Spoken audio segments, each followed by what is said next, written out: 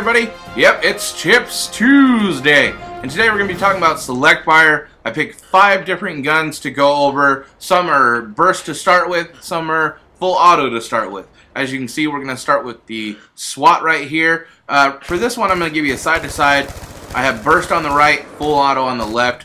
You can see how much they climb in full auto of the PDW right here. And when you put select fire on the PDW, you're going to see a lot more tighter grouping with burst firing in the weapon.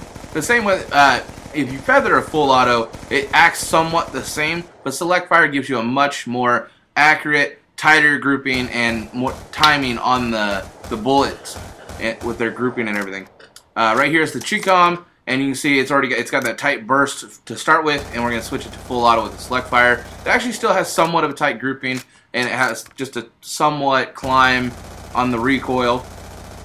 But overall, it's really not bad. But the burst definitely, and you can see it fires really fast. If you can move that, as fast as you move your trigger finger, you can get it going pretty good.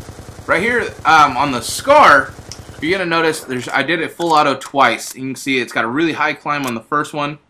Right here's the burst. At long range, the burst is amazing on this gun. It really turns this gun very accurate. Gives you a much more killing power. You can see we're going back to full auto here. It doesn't climb as much, but it still does want to start climbing. And then we're going to go back to the burst, and you can see just it's real tight grouping. So when you're up close to full auto on this gun, it kicks ass, and then at range, the burst is great. Here's the MAA-1. It's got that 4-round burst. It's amazing on the burst. It's real tight grouping. And the full auto is really good as well.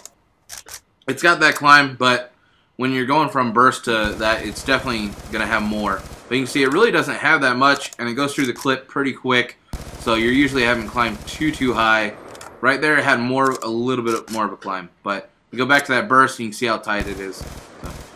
Well, I hope you guys enjoyed this. You can see the select fire. It's definitely a really good attachment. If you haven't checked out my last video, go and check that out. If you're new, hit that subscribe button. I got more videos coming soon. And like always, you stay classy, YouTube.